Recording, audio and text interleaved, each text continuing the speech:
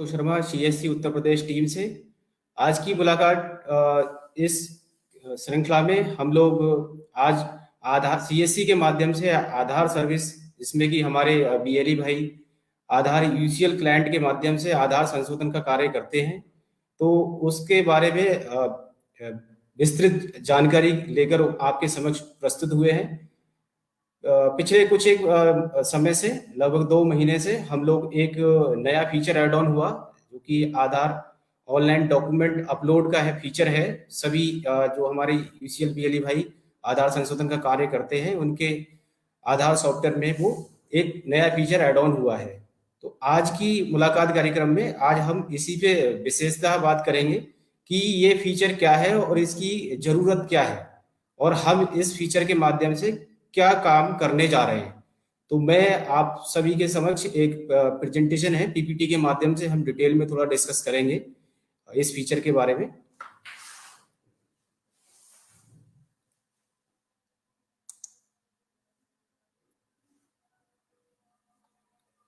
जी, जैसा कि मैंने बताया, डॉक्यूमेंट अपलोड फीचर, इसका मेन मकसद यूआईडीआई के द्वारा एक नया सर्कुलर जारी हुआ है, जिसके माध्यम से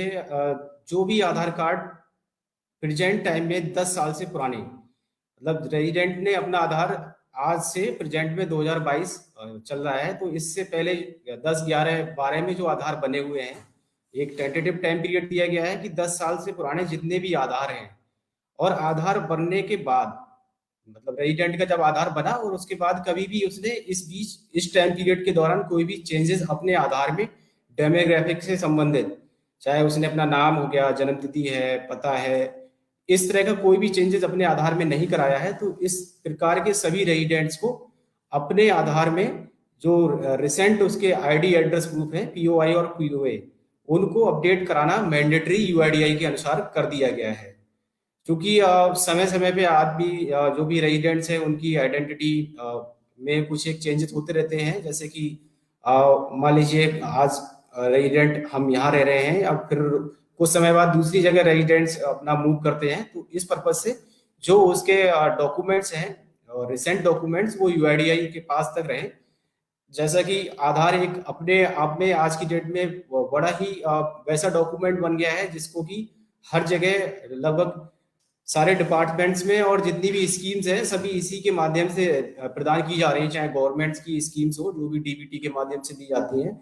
तो जब इस डॉक्यूमेंट्स की इतनी ज्यादा इंपॉर्टेंस है, तो ये डॉक्यूमेंट्स अपने आप में एक अपडेटेड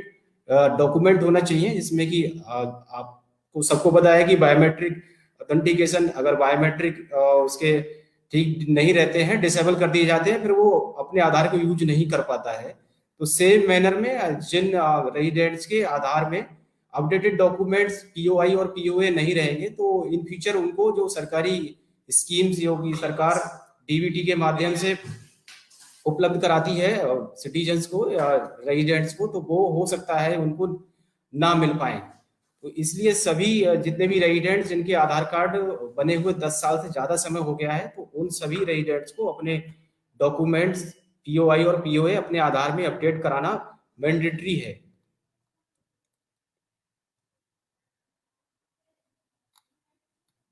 अब बात आती है कि हम लोग जो रेजिडेंट्स हैं, उनके आधार कार्ड में डॉक्यूमेंट अपडेट किस तरह से कर सकते हैं। आधार कार्ड में डॉक्यूमेंट अपडेट करने के लिए पीओआई पीओए जो भी हैं, आपको रेजिडेंट से आप लेने हुए हैं आपको, और आप क्योंकि हमारे जितने भी बीएलई भाई हैं, सभी ईसीएमपी क्लाइंट जो यूसीएल क्लाइंट है उसका यूज करते हैं। हालांकि यूआईडीआई ने 2 ऑप्शन दिए हुए हैं कि रेजिडेंट्स अपने आप से भी कर सकते हैं, और हमारे जो भी नियर बाई आधार सेवा केंद्र हैं या फिर हमारे संशोधन केंद्र जो सीएससी के हैं, उनके माध्यम से पीओआई और पीओए अपडेट करा सकते हैं। तो ऑनलाइन ऑफलाइन दोनों मोड्स हैं, उसमें भी ऑनलाइन के 2 मीडियम है, या तो ईसीएमपी क्लाइंट जो हम यूसीएल के माध्यम से करते हैं उसके थ्रू करा सकते हैं, और रेजिडेंट को एक जो यूआईडीआई का पोर्टल है उस पर डायरेक्ट जाके भी कर सकते हैं। ऑनलाइन डॉक्यूमेंट अपडेट के लिए हमारे ऑनलाइन ईसीएमपी क्लाइंट है, उसमें आधार सेवा केंद्र पे जाकर या फिर हमारे नियर बाई जो सीएससी सेंटर्स हैं, यूसीएल बीएलई जो चलाते हैं, उनके माध्यम से किया जा सकता है।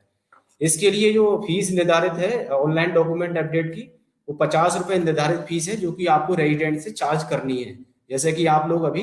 डॉक्यूमेंट जो डेमोग्राफिक अपडेट है, कोई भी नाम चेंज है,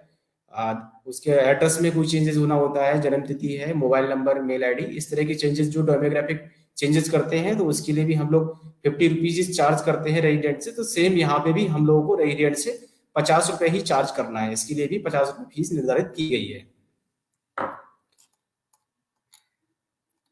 अब ये जो फीचर ऐड हुआ है हमारे ईसीएमपी क्लाइंट में, ये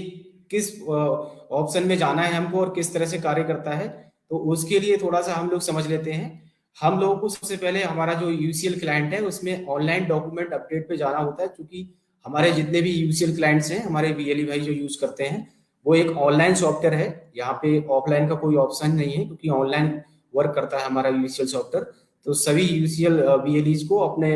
ईसीएलपी क्लाइंट जो ऑनलाइन यूसीएल क्लाइंट है उसमें ऑनलाइन डॉक्यूमेंट अपडेट पे क्लिक करके रेजिडेंट के आधार को एंटर करना होता है, और रेजिडेंट के बायोमेट्रिक कैप्चर करने के बाद में जिस तरह से हम लोग कोई भी डेमोग्राफिक अपडेट करते हैं, उसके नाम पता या जन्म तिथि चेंजेस में कुछ भी करना होता है, तो सेम उसी वे में आपको यहाँ पे आधार कार्ड एंटर करना है, और उसकी बायोमेट्रिक कैप्चर करने के बाद में जो भी उसके आधार में जो डिटेल होगी उससे संबंधित, वो फैच होकर आपके स्क्रीन पे शो होने लगेगी। यहाँ पे एक चीज मेन आप लोगों को डॉक्यूमेंट अपलोड करते समय ध्यान देनी है। जब आप किसी भी रेजिडेंट का आधार नंबर डालने के बाद में उसकी डिटेल जब फैच होगी ऑनलाइन, तो आपको स्क्रीन पे जो डिटेल दिख रही होगी, आपको सेम पहले तो चेक कर लेना है कि उसके आधार में आज की डेट में वही डिटेल है। और दूसरी चीज, डॉक्यूमेंट अपलोड करने से पहले ये मैंडेटरी है कि आप ये चीज चेक कर लें कि जो डिटेल आपके स्क्रीन पे दिखाई दे रही है, तो रेजिडेंट जो डॉक्यूमेंट आज की डेट में लेके आया है अपडेट कराने के लिए, उसका पीओआई है या फिर पीओए है, तो डेट ऑफ बर्थ हो गया, उसका नाम, पता, जेंडर, जितनी भी डिटेल डेमोग्राफिक डिटेल रेजिडेंट की है, जो डॉक्यूमेंट्स वो लेके आया है और आपको जो स्क्रीन पे शो कर रही है, वो बिल्कुल मैच होनी चाहिए। अगर आपको लगता है कि कोई भी रेजिडेंट अपना जो डॉक्यूमेंट लेके आया है उसमें नाम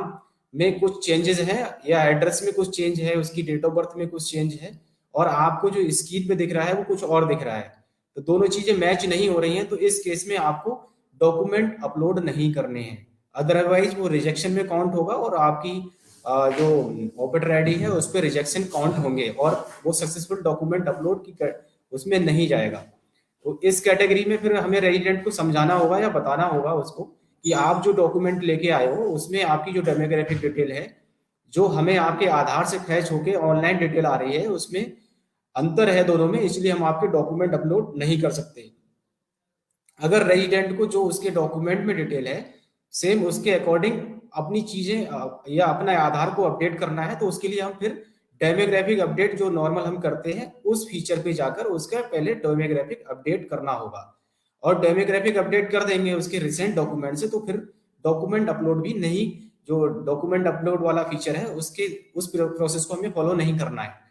तो ये चीज हम लोगों को ध्यान देनी है कि जो रेजिडेंट डॉक्यूमेंट लेके आया है, डॉक्यूमेंट अपलोड करने हम जब जा रहे हैं रेजिडेंट के,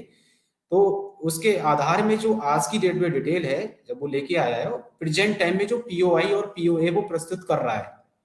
या जन्म तिथि से संबंधित जो डॉक्यूमेंट वो प्रस्तुत कर रहा है, उन डॉक्यूमेंट्स में जो डिटेल है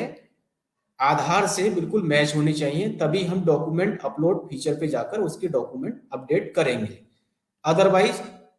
उसको अगर जरूरत है अपने डॉक्यूमेंट को के अनुसार आधार को कराने की, तो फिर वो डेमोग्राफिक अपडेट जो नॉर्मल हम करते हैं नॉर्मली, उस फीचर के थ्रू उसका डेमोग्राफिक अपडेट हमें करना है। यहाँ पे एक चीज ध्यान देने वाली और भी है, यूआईडीआई के अनुसार जैसे हमें पीओआई, पीओए और रिलेशनशिप प्रूफ हो गए या बर्थ से संबंधित जो डॉक्यूमेंट्स की लिस्ट हम लोग को शेयर की हुई है, तो यहाँ डॉक्यूमेंट अपलोड फीचर में यूआईडीआई ने नॉर्मली हम क्या करते हैं, अगर किसी को नया आधार बनवाना है या संशोधन कराना होता है कोई भी, तो संशोधन कराने से संबंधित जो डॉक्यूमेंट्स की लिस्ट है उसके अनुसार जो डॉक्यूमेंट वैलिड है उसको हम यूज करते हैं। और अगर किसी के पास कोई डॉक्यूमेंट नहीं, तो यूआईडीआई के अनुसार जो यूआईडी स्टैंडर्ड फॉर्मेट है, डिफरेंट डिफरेंट जो भी स्टेजेस बताई गई हैं कि गजेटेड ऑफिसर से करा सकते हैं, तो वो उस तरह से ग्राम प्रधान से करा देते हैं, हम विलेज पंचायत हेड है तो उससे कराते हैं। लेकिन यहाँ डॉक्यूमेंट अपलोड फीचर में आपको स्टैंडर्ड फॉर्मेट यूज नहीं करना है। यूआईडीआई के अनुसार स्टैंडर्ड फॉर्मेट का यूज हमें डॉक्यूमेंट अपलोड फीचर में बिल्कुल नहीं करना है। हम उस स्टैंडर्ड फॉर्मेट से जो डेमोग्राफिक डिटेल चेंजेस वाले ऑप्शन के थ्रू हम करते हैं, कोई भी आधार संशोधन का काम करना है तो स्टैंडर्ड फॉर्मेट का यूज किया जा सकता है। लेकिन डॉक्यूमेंट अपलोड फीचर पे आपको कोई भी स्टैंडर्ड यूआईडीआई का स्टैंडर्ड डॉक्यूमेंट यूज नहीं करना है, उस फॉर्मेट को हम इस फीचर पे यूज नहीं करेंगे। अब ये इस स्कीम सबसे पहले आपको यही रेजिडेंट की डिटेल वहां पे प्रदर्शित होती है, और रेजिडेंट की डिटेल प्रदर्शित होने के बाद में अगर हमें नॉर्मली हम कर रहे होते हैं डेमोग्राफिक अपडेट, तो जो चेंजेस करने होते हैं हम उस पर चेंजेस करते हैं। लेकिन यहाँ पे कोई चेंज करना नहीं है, हमको सिंपल डॉक्यूमेंट अपलोड करने हैं। तो सबसे पहले जो आपको स्क्रीन दिखाई दी उस पर आपको डिटेल दिखाई देगी, डिटेल मैच कर ली हमने। डिटेल मैच करने के बाद में सिंपल आप नेक्स्ट करके नेक्स्ट पेज पे आ जाएंगे जहाँ पे हम डॉक्यूमेंट स्कैन करते हैं। तो पीओआई पीओए दोनों ऑप्शंस पे आप लोग सेलेक्ट करके डॉक्यूमेंट अपलोड कर देंगे। यहाँ पे कुछ एक इश्यूज ये आ रहे हैं कि हम लोग जैसे मान लीजिए वोटर आईडी है, वोटर आईडी है या कुछ डॉक्यूमेंट्स और भी हैं जो कि आईडी एड्रेस प्रूफ दोनों के लिए कंसीडर किए जाते हैं। तो हम जल्दबाजी में वोटर आईडी को केवल आईडी प्रूफ में स्कैन कर दिया और एड्रेस प्रूफ में उसको चूज करके सबमिट नहीं करते हैं। लेकिन आपको ये चीज ध्यान देनी है, वोटर आईडी है या कुछ और डॉक्यूमेंट जो कि आईडी एड्रेस प्रूफ में कंसीडर किए जाते हैं, और दोनों जगह आप उसको ही उस डॉक्यूमेंट को ही यूज कर रहे हैं, तो आपको मैंडेटरी है कि आईडी एड्रेस प्रूफ में वो डॉक्यूमेंट स्कैन होके अपलोड हो। फॉर एग्जाम्पल वोटर आईडी का ही एग्जाम्पल मैं आपको दे रहा हूँ कि आईडी प्रूफ में भी लिया जाता है उसको, एड्रेस प्रूफ में भी लिया जाता है। तो आईडी प्रूफ में भी वोटर आईडी स्कैन करके अपलोड करेंगे हम, और एड्रेस प्रूफ में भी वोटर आईडी स्कैन करेंगे और अपलोड होगा वो। ऐसा नहीं है कि हमने सेलेक्ट तो कर लिया आईडी एड्रेस प्रूफ में वोटर आईडी, लेकिन हमने स्कैन केवल करके आईडी प्रूफ के रूप में ही उसको अपलोड किया। जो डॉक्यूमेंट अगर आप दोनों फील्ड्स में कंसीडर कर रहे हैं आईडी एड्रेस प्रूफ के लिए, तो 2 बार स्कैन होकर दोनों ही जगह अपलोड होना मैंडेटरी है। अदरवाइज वो डॉक्यूमेंट रिजेक्शन में जाएगा और ये एरर काउंट हमारी ऑपरेटर आईडी पे काउंट होंगे। तो ये हम लोग ध्यान रखेंगे कि ऐसे डॉक्यूमेंट जो कि दोनों फील्ड्स में हम चूज कर रहे हैं तो 2 बार स्कैन करके दोनों ही ऑप्शंस में हमको अपलोड करने हैं। डॉक्यूमेंट अपलोड कर दिया, फिर उसके बाद में सेम जैसे हम लोग वेरीफाई करते हैं, ऑपरेटर हमारे वेरीफाई करने के बाद और लास्ट में पैक कोड जनरेट करके और पैक कोड वैलिडेट करने के बाद एनरोलमेंट स्लिप, ये जो भी ऑप्शंस होते हैं जो प्रोसेस है उससे गुजरते हुए लास्ट में हम लोगों का जिस तरह से डेमोग्राफिक अपडेट करते हैं सेम उसी वे में जो रिसिप्ट निकल के एनरोलमेंट स्लिप आया उसको और हमने एनरोलमेंट फॉर्म दोनों को स्कैन करके उन्हें भी अपलोड कर दिया, और अपलोड करने के बाद में कंप्लीट एनरोलमेंट पे क्लिक करेंगे तो हमारा इस प्रकार डॉक्यूमेंट अपलोड का जो प्रोसीजर है वो प्रक्रिया कंप्लीट हो जाती है।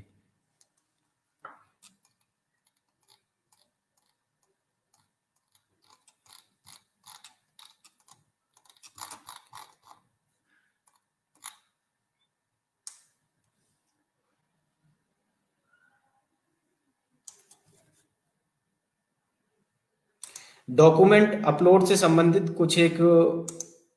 बैनर पोस्टर्स भी यूआईडीआई के अनुसार शेयर किए गए हैं हम लोगों के साथ में, जिनको हम लोग अपने सेंटर पे ब्रांडिंग और उसके पर्पज से लोगों को अवेयर करने के पर्पज से, चूंकि ये एक नया सर्कुलर आया है यूआईडीआई की तरफ से, तो जनरली लोगों को पता नहीं है इसकी इम्पोर्टेंस के बारे में, अभी नहीं पता है कि उनको इसे कराना है या नहीं कराना है। तो उसके लिए हम लोगों को अभी थोड़ा सा स्ट्रगल करना पड़ता है, बताना पड़ता है लोगों को कि इसकी इम्पोर्टेंस क्या है। तो उसके लिए आप लोग अपने सेंटर पे जो बैनर पोस्टर्स हैं उनको लगा के रखें अपने सेंटर पे।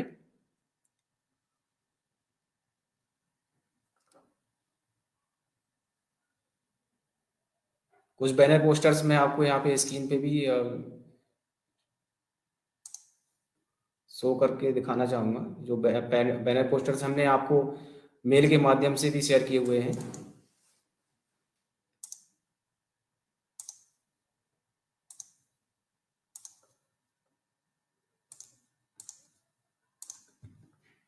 ये पोस्टर है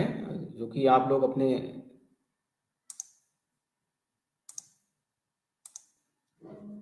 ये पोस्टर्स आप अपने सेंटर पे लगा के रखें।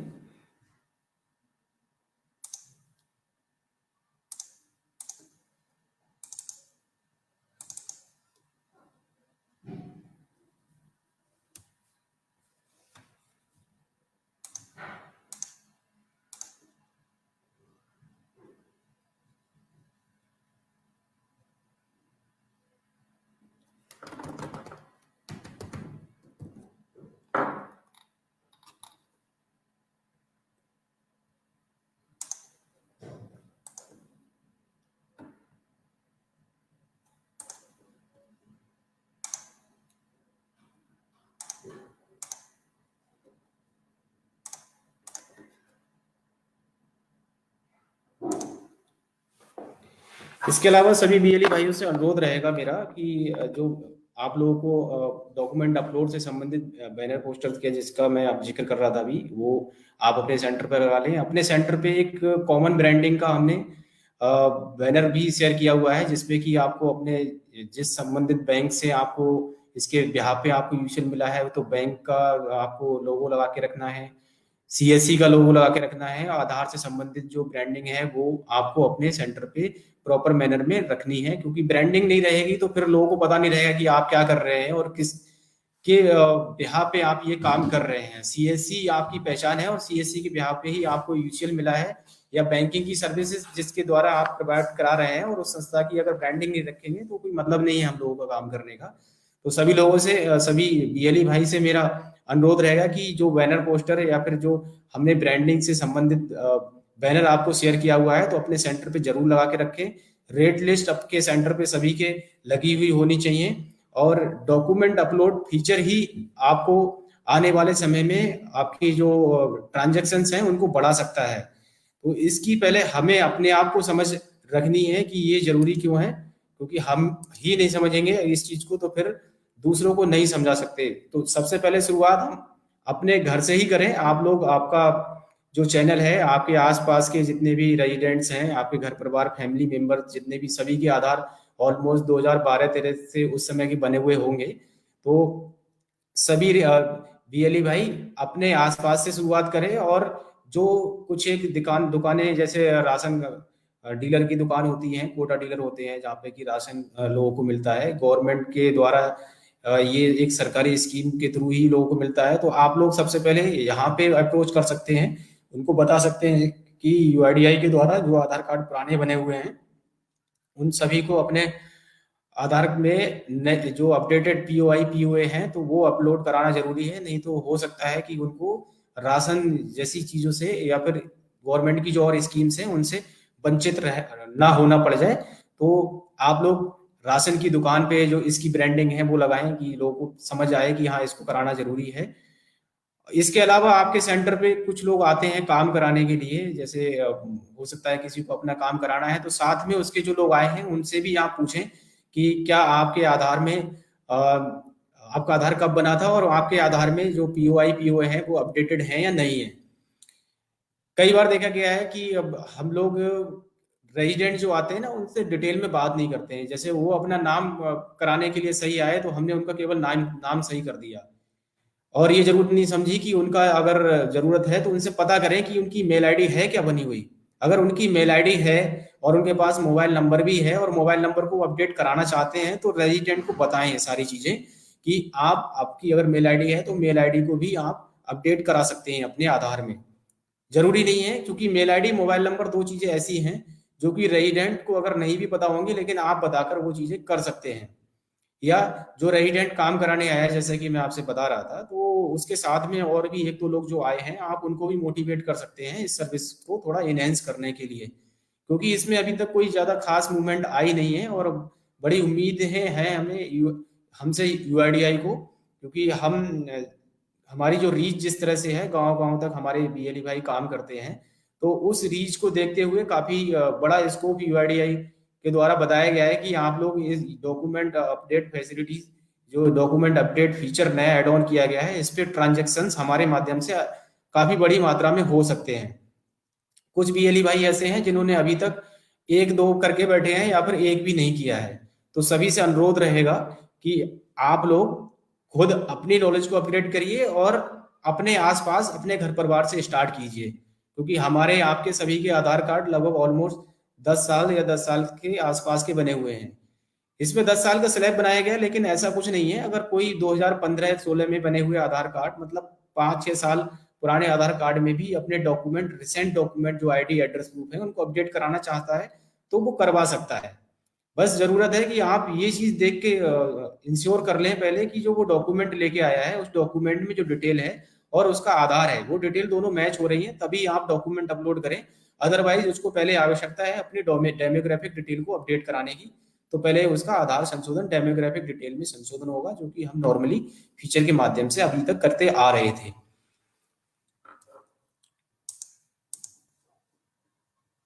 इसके अलावा आप सभी बीएलई भाइयों से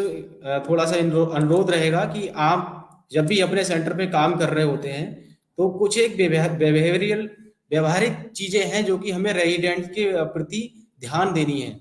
जैसे कि रेजिडेंट्स आते हैं तो आप पहले रेजिडेंट से पोलाइटली बात करें, उससे पूछें, उसको समझें पहले कि वो क्या काम कराने आया है। कई बार होता क्या है ना कि कुछ तो परेशानी हमारे एंड से है और जो सामने वाला आया है वो भी कुछ, उसको कुछ समस्या है, और हम जैसे उसको तो समस्या है क्योंकि उसे काम कराने आया है वो अपना, लेकिन कई बार हम दोनों लोगों की समस्या मिलके और एक बड़ी समस्या को अंजाम दे देते हैं हम। तो रेजिडेंट से पता करें एग्जैक्टली वो क्या काम कराने आया है, और कई बार रेजिडेंट हमें फोर्स करते हैं कि हमारा आप ये डॉक्यूमेंट चला लीजिए, काम कर दीजिए। तो अगर आप उसको मना भी कर रहे हैं तो ऐसा नहीं उस प्रतीत हो, उसको लगे कि मेरा जो काम है वो जानबूझ के आप मना कर रहे हैं उसको, या फिर वापस करने की कोशिश कर रहे हैं। अपने सेंटर पे जो यूआईडीआई के अनुसार, गाइडलाइन के अनुसार पीओआई, पीओए या फिर बर्थ से संबंधित जो डॉक्यूमेंट हैं, रिलेशनशिप के डॉक्यूमेंट्स हैं, उनकी आप लिस्ट जरूर लगा के रखें, जिससे कि उसको समझाने में आसानी हो कि वो डॉक्यूमेंट जो लेके आया है वो डॉक्यूमेंट यूआईडीआई की जो वैलिड डॉक्यूमेंट्स की लिस्ट है उस डॉक्यूमेंट्स की लिस्ट में लाई नहीं कर रहा है, उसमें सूची में नहीं आता है, इसलिए हम आपको मना कर रहे हैं कि आपका जो डॉक्यूमेंट है वो कंसीडर नहीं होगा। ना कि आप स्ट्रेट फॉरवर्ड उसको मना कर दें कि नहीं, देख लो, आप जहां जाना है जहां कर लो, आप कंप्लेन कर दो, हम नहीं करेंगे, आपका ये नहीं चलेगा, वो नहीं चलेगा। तो आप रेजिडेंट के साथ में व्यवहार, अपना उचित व्यवहार रखें। और कुछ एक स्पेशली जो फिजिकली डिसेबल्ड लोग हैं या फिर जो फिजिकली चैलेंज लोग हैं जिनके साथ में कुछ परेशानी है, तो दिव्यांगजन है, उनको आप प्रायोरिटी पे उनका काम करें और उनके साथ में स्पेशली व्यवहार अपना पोलाइट रखें। अपने सेंटर पे 1947 जो हेल्पलाइन नंबर है यूआईडीआई का वो प्रदर्शित करके रखें। और इसके अलावा यूआईडीआई की जो हेल्पलाइन मेल आईडी है help@uidi.gov.in, ये सभी चीजें अपने सेंटर पे आप प्रदर्शित करके रखें। जैसा कि मैंने आपको इंश्योर किया कि बताया ही कि आप समझें कि उसको अगर मोबाइल नंबर, मेल आईडी वो नहीं भी कराने आया और उसको जरूरी है, क्योंकि ये दोनों चीजें ऐसी हैं जो कि लोगों को मोबाइल नंबर तो आजकल चूंकि ऑथेंटिकेशन पर्पज से भी यूज होने लगा है, तो मोबाइल नंबर ज्यादातर रेजिडेंट्स अपना अपडेट करा लेते हैं, लेकिन मेल आईडी की लोगों को जानकारी नहीं है, भले ही उसकी मेल आईडी बनी रहती है। तो मेल आईडी आप लोग अपने तरफ से अप्रोच करें कि अगर उसकी मेल आईडी है पूछें उससे, और जरूरत है तो वो अपना अपडेट करा सकते हैं। पेशेंस के साथ में उसके साथ व्यवहार पूरा धैर्य के साथ काम करें, और उसका जो चार्जेस हैं, चार्जेस के लिए आप लोगों को सबको पता है कि हम लोग डेमोग्राफिक चार्जेस जो अपडेट का कोई भी अपडेट करते हैं तो वो 50 रुपये चार्ज करना होता है, तो हम 50 रुपये ही चार्ज करें। और इससे संबंधित रेट लिस्ट आप लोग अपने सेंटर पे जरूर लगा के रखें।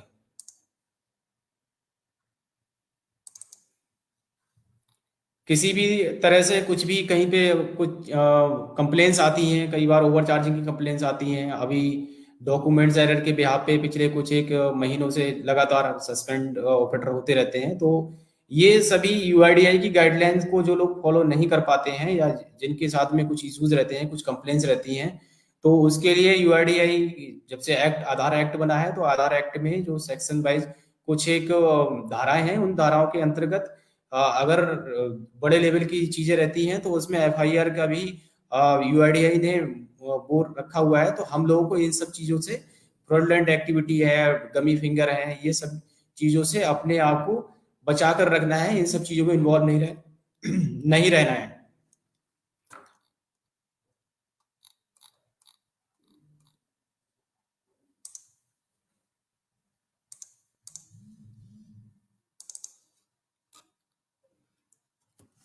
दो चीजें आप लोगों को और मैं बताना चाहूंगा। एक, पिछले कुछ एक समय से अब लगातार एक क्वेरी रहती है कि नाम चेंज वाला जो है, तो नाम चेंज के लिए आपको बता देते हैं हम लोग कि नाम चेंज करना एक अलग प्रक्रिया है और नाम में कुछ करेक्शन करना एक अलग प्रक्रिया है। हम जो बात करते हैं करेक्शन की, हम जो यूसीएल से काम कर रहे हैं, करेक्शन की बात करेंगे तो किसी के नाम में कुछ माइनर स्पेलिंग चेंजेस करना है, तो वो सुधार हम नॉर्मल प्रक्रिया के थ्रू कर सकते हैं। अदरवाइज अगर किसी के नाम में चेंज होना है, जैसे राम कुमार से श्याम कुमार होना है, तो पूरा उसका नाम ही चेंज हो गया, उसकी आइडेंटिटी चेंज हो रही है। इस प्रक्रिया के लिए गजेट नोटिफिकेशन कराना होता है। गजेट नोटिफिकेशन के लिए जो रेजिडेंट है आप उसको बताइए कि गजेट नोटिफिकेशन किसी भी वकील से वो कंसल्ट करे, और वकील उनको पूरा बताएंगे कि किस प्रक्रिया के थ्रू गजेट नोटिफिकेशन होता है। और गजेट नोटिफिकेशन के बाद जो डॉक्यूमेंट वो लेके आएगा उसको, उसके बिहाफ पे आप एनरोलमेंट करेंगे, तब किसी के नाम में बदलाव हो सकेगा। राम कुमार से श्याम कुमार करना है तो आपको गजेट नोटिफिकेशन कराना होगा, और गजेट नोटिफिकेशन के बाद जो डॉक्यूमेंट आपको मिलेगा उसके बिहाफ पे आप लोग उसके नाम में चेंज कर सकते हैं। अदरवाइज हम केवल नाम करेक्शन कर सकते हैं, माइनर स्पेलिंग चेंजेस कर सकते हैं, लेकिन नाम चेंज हम नहीं कर सकते। डीओबी कुछ केसेस आते हैं, हमने ट्रेनिंग सेशंस भी किए, उस दौरान भी हम बताते हैं कि डीओबी की जो लिमिट है, अगर लिमिट क्रॉस हो गई है, 2 बार करा चुका है, उसके बाद भी वो अगर कराना चाह रहा है तो वो लिमिट क्रॉस में कंसीडर होता है, और लिमिट क्रॉस के लिए प्रोसीजर अलग है। हम लोगों के लिए डीओबी क्रॉस लिमिट के लिए सबसे पहली चीज तो जन्म प्रमाण पत्र, बर्थ सर्टिफिकेट ही मान्य होता है। बर्थ सर्टिफिकेट उस रेजिडेंट का आपको मांगना है उससे। इसके अलावा कोई और डॉक्यूमेंट आप लोग, मार्कशीट है, पैन कार्ड है, या और भी जो हमारे बर्थ प्रूफ से संबंधित जो डॉक्यूमेंट की लिस्ट में डॉक्यूमेंट्स आते हैं, तो वो नहीं लेने हैं। क्रॉस लिमिट वाले केस में अगर 2 बार करा चुका है डेट ऑफ बर्थ और उसके बाद भी कराने जा रहा है, तो आपको सबसे पहले डिमांड करना है वो अपना बर्थ सर्टिफिकेट बनवाए। और बर्थ सर्टिफिकेट बनवाने के साथ ही एक डिक्लेरेशन है, सेल्फ डिक्लेरेशन, जिसको कि हम रेजिडेंट से उससे सेल्फ डिक्लेरेशन भरवाते हैं, और वो डिक्लेरेशन के साथ उसका बर्थ सर्टिफिकेट, दोनों डॉक्यूमेंट एक साथ एक पीडीएफ बना के हम स्कैन करके अपलोड करते हैं। और सेम एक उसकी एनरोलमेंट स्लिप के साथ में ये डॉक्यूमेंट हम lakhnou.special@uidi.in एक मेल आईडी है, उस पर हमको मेल करने होते हैं। काफी कंफ्यूजन है ऑपरेटर्स में कि हम जो प्रक्रिया बताई गई है उस प्रक्रिया के तहत ही डेट ऑफ बर्थ करेक्शन कर रहे हैं क्रॉस लिमिट वाला, उसके बावजूद भी डॉक्यूमेंट रिजेक्ट हो जाते हैं। तो उसके लिए मुझे आप लोगों को बताना है कि हाँ बिल्कुल, चूंकि ये लिमिट क्रॉस एक नॉर्मल एनरोलमेंट नहीं है, ये एक अलग प्रक्रिया के तहत एनरोलमेंट हो रहा है, तो इसके लिए ये इस तरह के जो भी एनरोलमेंट होते हैं वो क्लाइंट के थ्रू या नॉर्मल प्रक्रिया के थ्रू रजिस्ट्रेशन एनरोलमेंट नहीं हुआ है। इसलिए क्लाइंट क्या करता है, 24 घंटे के अंदर इस तरह के जो एनरोलमेंट होते हैं वो रिजेक्ट हो जाते हैं। ठीक है, इससे आपको बिल्कुल परेशान नहीं होना है, आप केवल प्रोसीजर फॉलो करिए जो आपको प्रोसीजर बताया गया है डीओबी क्रॉस लिमिट का। आपने डिक्लेरेशन लिया, बर्थ सर्टिफिकेट लिया, दोनों का पीडीएफ बना के अपलोड किया है, और साथ में इस पीडीएफ के साथ एनरोलमेंट स्लिप अटैच करके आपने सेम जो मेल आईडी लखनऊ स्पेशल है उस पर आपने शेयर कर दिया।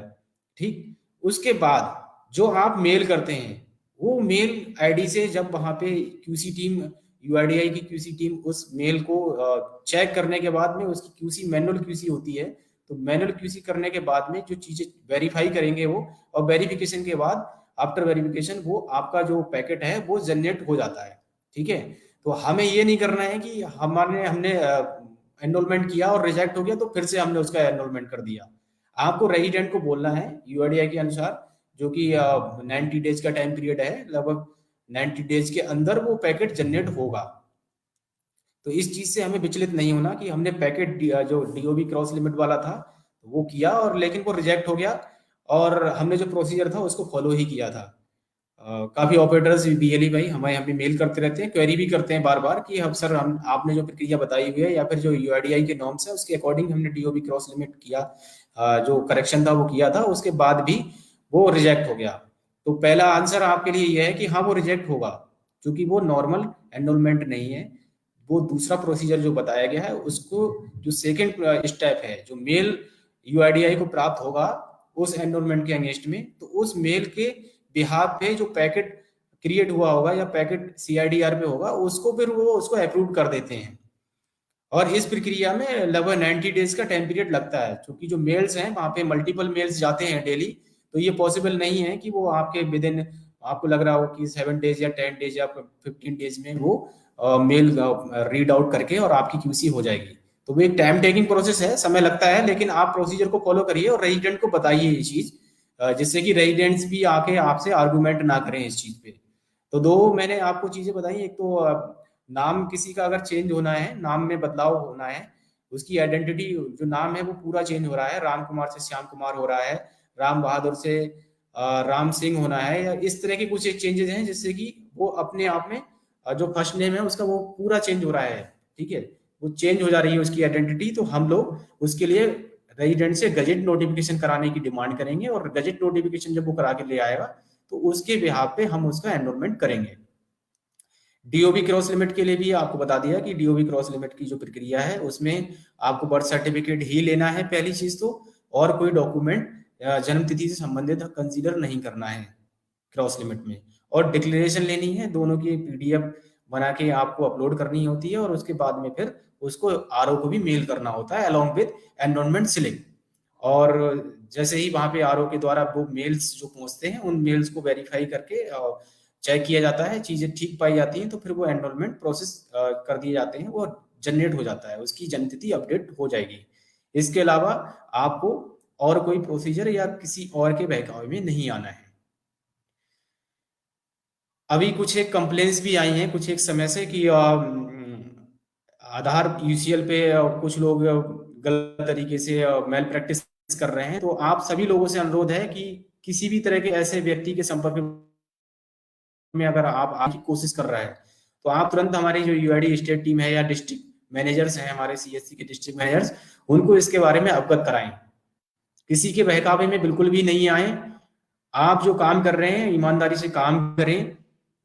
आधार संशोधन के लिए 50 रुपीज ही फीस चार्ज लेनी है आपको, इसके अलावा कुछ और चार्ज नहीं करना है। अगर रेजिडेंट्स आपके यहाँ पे प्रिंट आउट आधार प्रिंट कराने आता है, तो जब उसका आधार कार्ड जनरेट हो जाएगा, प्रिंट जब वो निकलवाने आएगा, उस समय पे आपको वो फीस चार्ज करनी है प्रिंट आउट की।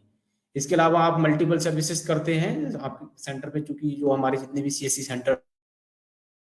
हैं उस पे और भी सर्विसेज डिलीवर होती हैं। आप कोई सर्टिफिकेट जारी कर रहे हो, आयुष्मान में उसको एनरोल कर रहे हो या कुछ भी कर रहे हो, तो रेजिडेंट को अच्छे से समझा के भेजें कि हमने आपसे जो आधार संशोधन है प्रक्रिया है उसके लिए 50 रुपए चार्ज किए हैं, आपने जो और काम कराया है उसके लिए चार्ज हुआ है।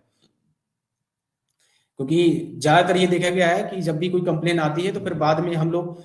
थोड़ा सा इस चीज को सफाई देने की कोशिश करते हैं कि हमने कुछ और काम किया होगा, लेकिन ऐसा नहीं है। अगर ऐसा है तो फिर आप रेजिडेंट को अच्छे से समझा के भेजें, नहीं तो आप अपने सेंटर को इस तरह से मैनेज करें कि आपका जो आधार यूसीएल सॉफ्टवेयर जिस लैपटॉप पे काम कर रहा है, तो उसके लिए एक सेपरेट पोर्शन कर दें, जिससे कि जो रेजिडेंट आपके यहाँ सेंटर पे काम कराने आएगा तो उसको एक अलग पोर्शन मिलेगा, दिखाई देगा कि हाँ ठीक है यहाँ पे मैंने आधार संशोधन का काम कराया, बाकी और सर्विसेज के लिए जो चार्जेस थे वो मैंने दिए हैं। और रेजिडेंट को अच्छे के समझा के भेजें इस चीज के लिए, किसी के बहकावे में नहीं आए कि वो गलत कर रहे हैं तो हम भी ऐसे कर रहे थे। प्लीज सभी से आपसे अनुरोध है कि आधार संशोधन की जो फीस है 50 रुपए वही चार्ज करें। अभी जो नया एक फीचर एड ऑन हुआ है डॉक्यूमेंट अपलोड फीचर, तो इस पे भी हमें केवल 50 रुपए ही चार्ज करना है, जो निर्धारित शुल्क है। इसे अनुरोध है, डॉक्यूमेंट अपलोड जो फीचर है अभी हमें बहुत ज्यादा मेहनत करने की जरूरत है, क्योंकि इस प्रोजेक्ट पे अभी तक बिल्कुल ही मूवमेंट नजर नहीं आया। अगर बात करें हम नॉर्मल आधार संशोधन की, तो अब पिछले कुछ एक महीने से बहुत कम ट्रांजेक्शन हो रहे हैं। अगर पर बीएलई बात करें तो कुछ एक हमारे जो ऑपरेटर्स हैं एक दिन में 1 2 3 4, कुछ जो अच्छी लोकेलिटी में अपना सेंटर रन कर रहे होंगे तो वहां पे 10-15 तक कर ले रहे होंगे, जो कि एक टाइम पे 20-25, और यूआईडीआई भी हमसे ये एक्सपेक्ट करता है जिस तरह से हमारी रीच है और जो नंबर्स हैं हमारे, कि हम प्रतिदिन कम से कम 15 से 20 रेजिडेंट को आधार संशोधन या फिर आधार अपलोड की जो प्रक्रिया है उससे एंगेज करें। तो आधार संशोधन का तो ठीक है, स्कोप हमें लग रहा है कि कम हुआ है, लेकिन आधार अपलोड में काफी बड़ा स्कोप है, क्योंकि अभी एक नया एड ऑन फीचर है और एक नया प्रोजेक्ट आया है। तो इस पे अभी लोगों ने बिल्कुल ही काम नहीं किया है, न वो कराने के लिए मतलब तैयार भी हैं। तो हमें उन्हें तैयार करना है, हमें उन्हें जागरूक करना है कि ये जो फीचर है, आप इस प्रोजेक्ट के थ्रू आप अपने आईडी एड्रेस प्रूफ करा लीजिए। हो सकता है आने वाले समय में जो सरकारी स्कीम है, क्योंकि गवर्नमेंट आधार के थ्रू ही सारी डीबीटी के माध्यम से आम जनमानस को सारी सुविधाएं पहुंचा रही है। तो आने वाले समय में हो सकता है कहीं ऐसा ना हो कि उन्हें सरकारी जो स्कीम्स हैं उन योजनाओं का लाभ ना मिल पाए। तो आप मोटिवेट करें, पहले अपने आप को एजुकेट करें, अपने घर परिवार, अपने सराउंडिंग लोग जो आपके लोग रहते हैं उनसे शुरुआत करिए, और प्रतिदिन कम से कम 10 का आप लेके चलिए कि हमें 10 लोगों को मोटिवेट करते हुए आधार डॉक्यूमेंट अपलोड जो फीचर है उसके थ्रू उनका डॉक्यूमेंट अपलोड करने हैं, पीओआई पीओए। इसके अलावा और कुछ ज्यादा इसमें डिफिकल्टीज नहीं है। बाकी आप लोग सब लोग आधार ईसीएल पे काम करते हैं, तो सॉफ्टवेयर के बारे में सबको वेल नोन है कि कहाँ से कैसे क्या करना है। ये जो फीचर है, हमारा जो ईसीएमपी क्लाइंट है 166 वर्जन है, जिसमें कि 167 168 जो फीचर है